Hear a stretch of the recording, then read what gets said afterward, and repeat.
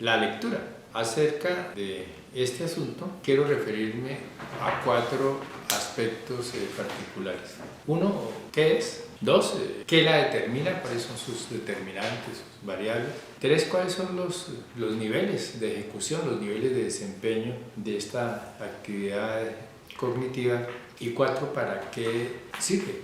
¿Para qué lee? En cuanto al primero de los asuntos nombrados, al concepto de lectura, pues hay que decir que la lectura se concibe en 2 dimensiones, en una dimensión restringida, limitada, técnica, objetiva, y allí la lectura podríamos definirla como la práctica intelectual consistente en asignar significados a significantes verbales, alfabéticos, es decir, asignar significado a las letras que conforman sílabas, a las sílabas que conforman palabras, a las palabras que conforman estructura y a las estructuras que conforman estructuras mayores que se llaman texto. Asignar significados a significantes allí alfabéticos, asignar, buscar, emparentar significantes con significados, pero en una mirada un poco mayor, de cobertura más amplia, decimos que leer es la asignación de significados a cualquier tipo de significante.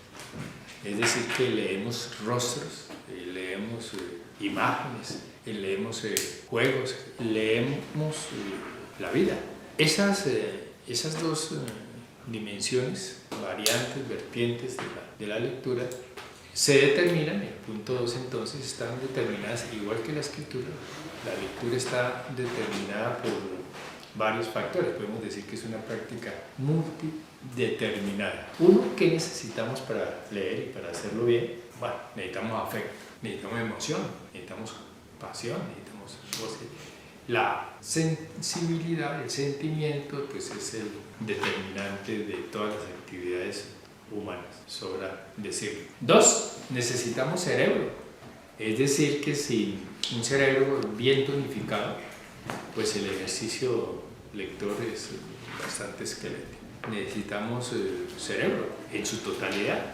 Aquí estamos recordando a Patricia Fox, un texto bello, la lectura como función del cerebro en su totalidad. Así que necesitamos cerebro izquierdo para leer detalles, leer pedacitos de imagen, pedacitos de texto, pero necesitamos hemisferio derecho para leer totalidad. Entonces sabemos que el cerebro izquierdo es atomista, lee asuntos particulares, analiza, es analítico, y el cerebro derecho sintetiza. Así que necesitamos afecto, necesitamos cerebro en toda su estructura, necesitamos habilidades sociales, porque la lectura, igual que la escritura, pues es una práctica comunicativa de contacto, es decir, que cuando escribimos tocamos a alguien con la palabra, intentamos mover a alguien con nuestro discurso, pero cuando leemos entramos en conversación, en diálogo, en confrontación también con alguien.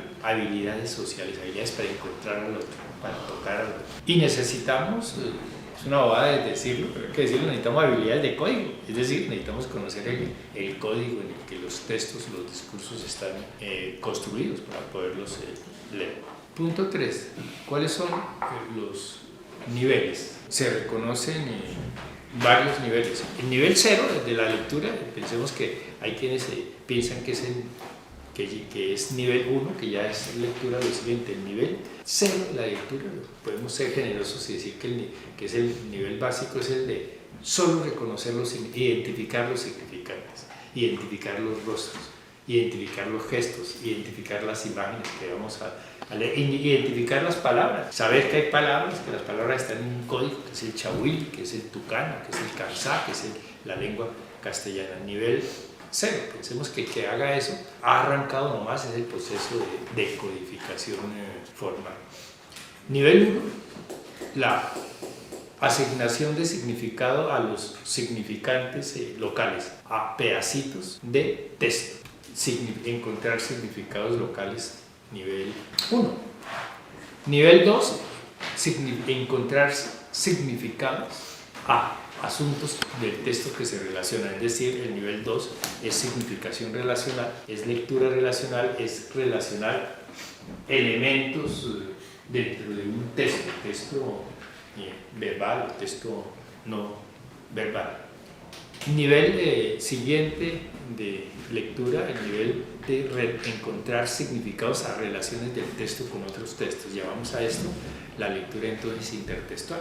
Hasta el punto anterior estábamos en leer textos, aquí pasamos a leer relaciones entre un texto y otro texto, entre un paisaje y otro paisaje, una película y otra película, entre un cartel y otro, entre un texto y otro texto, relación, entonces lectura textual, el nivel anterior, lectura textual, intertextual, el nivel anterior, lectura intertextual, y el nivel supremo de la lectura, pues que es lo que consideramos realmente lectura, es el nivel de contextualización, de encontrar el punto de vista del escritor, reconocer cuál es la intención del autor del texto que estamos leyendo, encontrar, tocar, develar las características entonces intencionales de quien propuso el texto o el discurso que estamos leyendo. A este nivel de lectura, reconocer el texto dentro de las condiciones